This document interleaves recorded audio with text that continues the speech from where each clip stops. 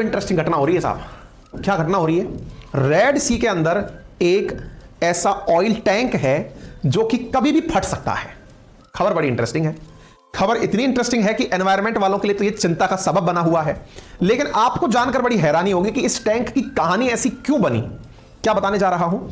Red सी के अंदर एक तैरता हुआ शिप है। आप कहेंगे वाह क्या बात है, शिप तो तैरता ही है ना सर जी। मैंने कहा हाँ यार, मैं बताना ही भूल गया। रेड सी में एक तैरता हुआ शिप है। बोले आगे? वो 2015 से अनाथ रूप से तैर रहा है। बोले हाँ, अब कुछ कंटेंट मिला। अनाथ रूप से तैर रहा है मतलब कोई धनी धोरी नहीं है उसका, कोई मालिक वालिक नहीं है, बस वो तैर रहा है। बोले आगे? वो कभी भी फट सकता है। बोले हाँ, अब थोड़ा और मजा आ रहा है। हाँ बताओ बताओ फिर। इससे यूएन इतना चिंतित हो चुका है कि यूएन का कहना है कि यदि ये फट गया या फिर ये जहाज पानी में डूब गया, इसमें से तेल लीक हो गया, तो लगभग पानी ही पानी में $20 बिलियन का खर्च आएगा। लगभग 4 सालों तक रेड सी के अंदर यमन का जो बॉर्डर है, सऊदी का जो बॉर्डर है, जिबूटी का जो बॉर्डर है, ये पूरी तरह पॉल्यूटेड हो जाएगा। 4 सालों तक यमन में खाद्यान्न संकट उत्पन्न हो जाएगा अगर यह जहाज पानी के अंदर फैल गया। अब आपके दिमाग में फिर सवाल बनेगा, कहां से आया था सर ये, और 2015 से तेल लेकर तैर रहा है। सर ऐसा नहीं करें अपन। मैंने कहा बताओ। कि इसी पर अपन जाकर के एंगल डालें, खींचकर अपने साथ ले आए। मैं कहा बहुत बढ़िया आइडिया है। मैंने कहा ये तो खुद लेकिन यमन वालों ने जानबूझकर पानी में डाला था। बोले जहाज तो पानी में रहता ही है ना सर। डाला था क्या कर रहे हो? अरे हमने कहा यार उस जहाज को चलने के लिए नहीं डाला था, स्टोरेज बना दिया था। बोले स्टोरेज का मतलब?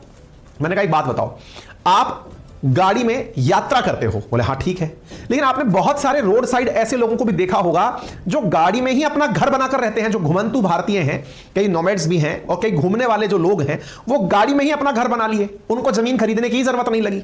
ऐसे ही यमन ने क्या किया, 2015 से पहले इस जहाज में तेल भर के स्टोरेज के रूप में समुद्र में खड़ा कर दिया और लगभग इसके अंदर 1.2 मिलियन, 1 मिलियन तेल, 1 मिलियन क्या होता है इसको नापने की यूनिट क्या होती है? बैरल।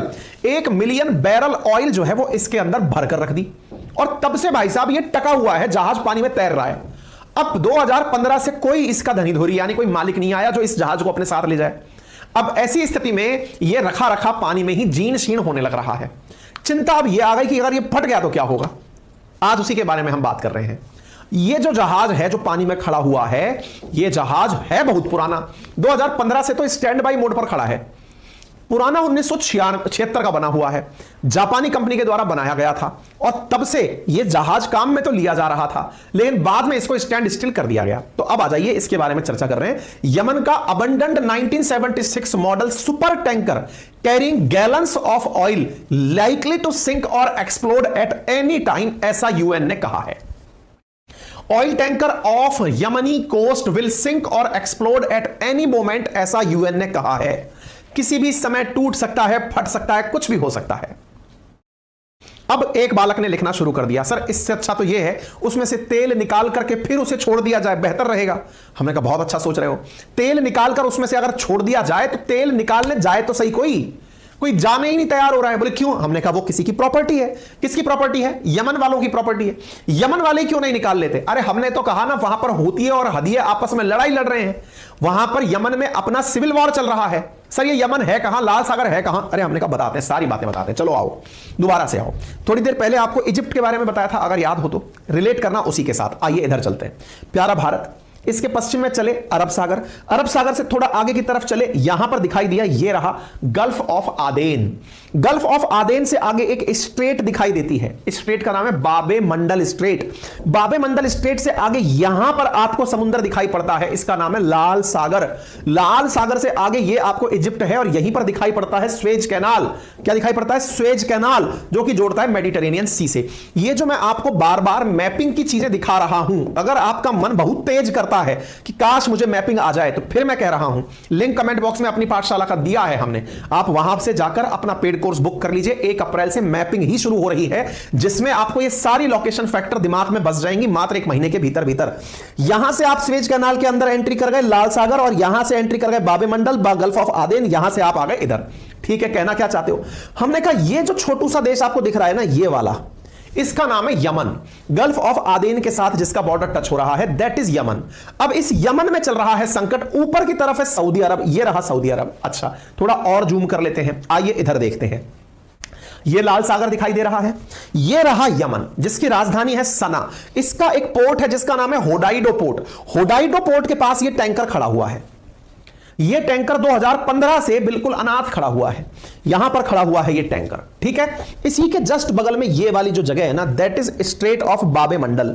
अब आप ध्यान से देखिए, यहां से अदन से होते हुए आप इधर से होकर के लाल सागर में घुसते हैं। अगर ये लीक मार गया तो इसकी वजह से इस पूरे क्षेत्र का तो सीमा क्षेत्र बर्बाद हो ही गया। जिबूती, इरिट्रिया और यहां से आने जाने वाले लोगों के लिए सारे समुद्र में ऑयल ही ऑयल दिखेगा, सबका मार्ग अवरुद्ध हो जाएगा, मार्ग अवरुद्ध हो जाएगा। इस जहाज का नाम है FSO सेफर। FSO सेफर असल में एक तरह से इसको सेफ हाउस के रूप में जनरेट किया हुआ है, ठीक है। और देख लो, ये रहा बाबे मंडल, ये रहा लाल सागर, ये रहा मेडिटेरेनियन सी और ये रही सुएज कैनाल जो इसे जोड़ती है। लोकेशन समझ में आ गई? अच्छा, अब अगर टैंकर फटा तो क्या स्थिति होगी, अब वो भी देख लो। होदाइदो पोर्ट के पास में यहीं कहीं खड़ा हुआ है ये।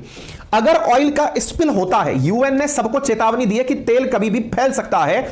ऐसी स्थिति में आप तेल के फैलने से अगले 10 दिन के भीतर भीतर तेल जो है वो गल्फ ऑफ आदेन में पहुंच जाएगा, ऐसा यूएन का मानना है। टैंकर से तेल का रिसाव हुआ और आकर के नीचे की तरफ फैलना शुरू हो गया। पैसों की, भाई साहब, यहां तेल के लिए पैसे की दिक्कत हो रही है और आप मुझे पास तो पर थैंक्स भेज रहे हैं, धन वर्षा हो रही है, धन्यवाद। अब आप इधर की तरफ देख रहे हैं, ये जो इस तरफ से तेल फैलता हुआ नीचे आ रहा है, ये देखिए, ये गल्फ ऑफ आदेन के अंदर जो तेल फैलता हुआ दिखाई दे रहा है, ये भविष्य की संभावनाएं हैं जिनसे लोगों को डराया जा रहा है।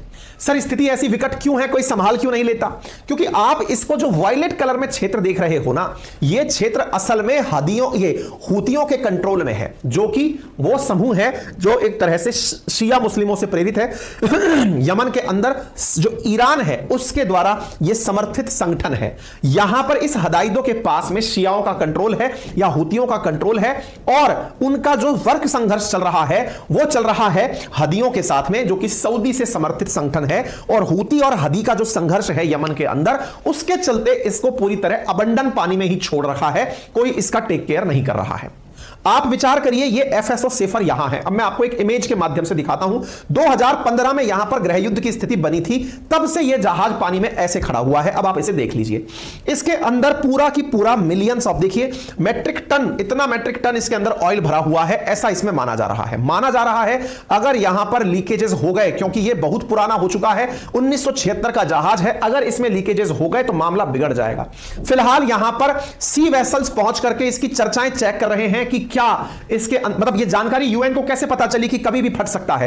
तो असल में इसका पूरा इंस्पेक्शन किया गया, मशीनरी जांची गई कि भाई इसका होगा क्या। तो ऐसी स्थिति में जब पूरी इंस्पेक्शन की गई, सारी चीजें पता चली, तो पता चला कि इंजन जहां है वहां पर पानी भरना समुद्र का शुरू हो चुका है।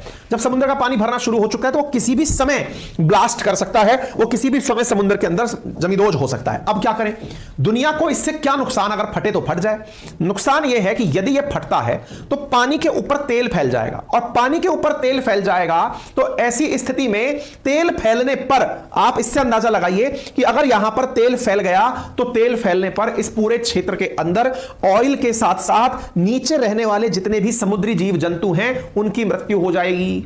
क्यों? क्योंकि तेल समुद्र की सतह पर फैलेगा तो समुद्र में ऊपर से आने वाली सोलर रेडिएशंस नीचे नहीं जा पाएंगी, इसलिए समुद्र की गहराई में रहने वाली जो मछलियां हैं उनके लिए जीवन का संकट उत्पन्न हो जाएगा। मराइन इकोलॉजी खराब हो जाएगी, समुद्री सरफेस पूरी तरह बर्बाद हो जाएगी। पॉल्यूशन इतना बढ़ेगा कि उसको समेटने के लिए $20 बिलियन खर्च करने पड़ेंगे। इसका इलाज क्या है? इसका इलाज है जो आप में से कई लोगों ने कहा, क्या अरे सर इस टैंकर को दूसरे टैंकर में भर करके क्यों नहीं ले जाते? बिल्कुल ले जाएं, लेकिन पैसा दे कौन? किसी दूसरे देश के तेल को कब्जे में आप ले नहीं सकते। दूसरा टैंकर ले जाकर उसमें माल भर के लाने के लिए टैंकर लेकर कौन जाए? ऐसी स्थिति में टैंकर के लिए पैसा जुटाने के लिए कहा गया यूएन के द्वारा, यूएनडीपी यानी कि यूनाइटेड नेशंस डेवलपमेंट प्रोग्राम के द्वारा कहा गया कि यदि वाकई में दुनिया चाहती है कि इसका मामला सॉर्ट हो तो हमें $125 मिलियन का खर्चा लगेगा इसके तेल को किसी और जहाज में शिफ्ट करके ले जाने में। दुनिया ने कहा ठीक है, आप यहां से इसे हटाइए, अदरवाइज बहुत बड़ा कैटास्ट्रॉफ क्रिएट हो जाएगा। यूएनडीपी ने, यूनाइटेड नेशन डेवलपमेंट प्रोग्राम ने 125 मिलियन डॉलर, बिलियन नहीं है, मिलियन डॉलर का खर्च बताया। बोले चलो अब पैसा तो दो। यूएन ने कहा बिना पैसे के मैं जहाज कहां से लाऊं? बोले पैसा ले लो। दुनिया अब इनको फंड देना शुरू कर रही है। अब तक यूएन के पास में 75 मिलियन डॉलर पहुंच चुका है। किस बात के लिए? उस जहाज को परचेज करने के लिए। कौन से? इसको नहीं, जो इसका माल अपने अंदर भरकर ले जाएगा। वो माल तैयार हो, वो जहाज तैयार हो रहा है, यूएन उस जहाज को तैयार करवा रहा है। वो जहाज आएगा, यहां से सारा तेल लेकर जाएगा। उस जहाज को आने में अभी मई तक का महीना लग जाएगा। यूएन को टेंशन यह है कि वो जहाज आने से पहले अगर यह फट गया तो क्या होगा। स्थितियां इसलिए आज सुर्खी में है। ठीक है, तो आप देख लीजिए यहां 144 मिलियन डॉलर का कहीं लिखा हुआ है, कहीं 125 मिलियन डॉलर लिखा हुआ है। इसको खर्चा जो है वो 144 मिलियन डॉलर जो लिखा हुआ है वो आएगा। Vessel to remove oil from stricken Yemen tanker could arrive by मे।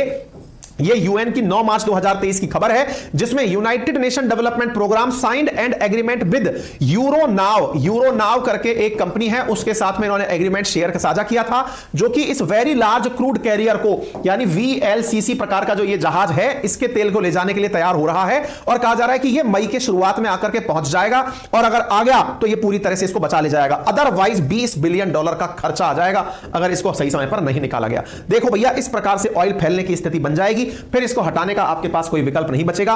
बड़ी बड़ी दिक्कतें यहां पर हो जाएंगी। ठीक है, उम्मीद है आपको ये बात समझ में आएगी। तो अब ये समस्या क्या है, कहां से आई, जो बातें मैंने बोली वो बातें यहां पर लिख दी हैं। 30 साल तक तेल समुद्र में रह जाएगा अगर फैला रह गया। इसका नाम एफएसओ सेफर है, जिसकी वजह से इतनी सारी स्पीसीज को दिक्कत आएंगी। ये सेफर नामक जो जहाज है 1976 के अंदर हिटाची जैसोन नामक कंपनी ने बनाया था। 362 मीटर लंबा है। 1988 में यमन की एक कंपनी ने इसे अपने एक स्टोरेज के रूप में, यानी इसके अंदर सामान भरने के लिए इसे गोडाउन के रूप में पानी में रख दिया और इसके अंदर तेल रखना शुरू किया। लेकिन 2015 में आते आते, 1988 से इसका उपयोग हो रहा था, 2015 के आते आते सऊदी समर्थित जो हदी हैं उनमें और हुतियों में लड़ाई होने लगी, जिसके चलते यहां सिविल वॉर का संकट उत्पन्न हुआ। इसके बाद 2015 से इस जहाज का कोई रखरखाव नहीं हुआ। तब से यह जो है एसएफओ सेफर तब से पानी में खड़ा हुआ है। अगर यदि कोई स्थिति बिगड़ती है तो यह पूरी तरह से बर्बाद हो जाएगा। कुछ पिक्चर्स इस तरह की आना शुरू हो गई हैं, तेल रिसाव की घटनाएं हैं। ईश्वर से प्रार्थना यही है कि ऐसी स्थिति ना हो, अदरवाइज पर्यावरण में बहुत बड़ी चिंता क्रिएट हो जाएगी। ठीक है, तो यूएन ने अपने द्वारा 9 मार्च को यह जानकारी दे दी थी कि मैं एक बहुत बड़ा जहाज खरीद रहा हूं जो कि मई तक आकर तैयार हो जाएगा। यूरोनाव नामक कंपनी के साथ टारगेट साइन किया गया है, जिससे इसको बचाया जा सकेगा। ठीक है साहब, चलिए हमने इसके बारे में तकनीक बताई है, ऑयल जैपर तकनीक। अगर पानी को हटाना हो तो उसके लिए एक ऑयल जैपर तकनीक है जिसका उपयोग किया जाता है। पाठशाला ऐप पर पेड कोर्सेज के अंदर आपको ये क्लासेस मिल रही हैं। यहां पर हमने एक डेमो क्लास भी पेड कोर्स में डाली है, आप चाहे तो उसे देख सकते हैं। हम जल्दी ही आपको इस ई बुक फॉर्मेट के अंदर आपको हमारे आरएनए में पढ़ाई जा रही जो आरएनए की जो पीडीएफ है, जिसे हम आपके लिए बहुत अच्छे से डिजाइन कर रहे हैं बुकलेट फॉर्म में, वो देने जा रहे हैं। करंट अफेयर वाले सेक्शन में आपको हमारी आज की जो पढ़ाई गई पीपीटी है वो यहां पर मिलती है। इसके साथ साथ डेली क्विज वाले सेक्शन में जल्दी ही आपको हमारे पुराने टेस्ट मिलने लग जाएंगे। संडे के दिन टेस्ट सीरीज वाले ऑप्शन में आपका टेस्ट होता है, जो कि हर रविवार सुबह 10 बजे होता है। ये आपको सारी चीजें यहां पर उपलब्ध हो जाएंगी। ठीक है, उम्मीद है आप सभी के लिए यह जानकारी काम की होगी। हमारे द्वारा पढ़ाया जा रहा कोर्स मात्र 1999 में स्टेट पीसीएस यूपीएससी इन सब के काम का है। हिस्ट्री, ज्योग्राफी, पॉलिटी, इकोनॉमी, सारे सब्जेक्ट यहां पर पूरी डिटेल में आपको पढ़ाए जा रहे हैं। हमारे ऑफिशियल टेलीग्राम चैनल का लिंक कमेंट बॉक्स में पिन है, जिसको वेरीफाइड अकाउंट मिला हुआ है, आप इसे यहां पर ज्वाइन कर सकते हैं। यहां पर हमारे कंटेंट की पीडीएफ प्राप्त होती है। किसी भी जानकारी के लिए आप हमारी टेक्निकल टीम को इन नंबर्स पर कॉल कर सकते हैं, सुबह 8 से लेकर के रात 8 बजे तक। आप सबसे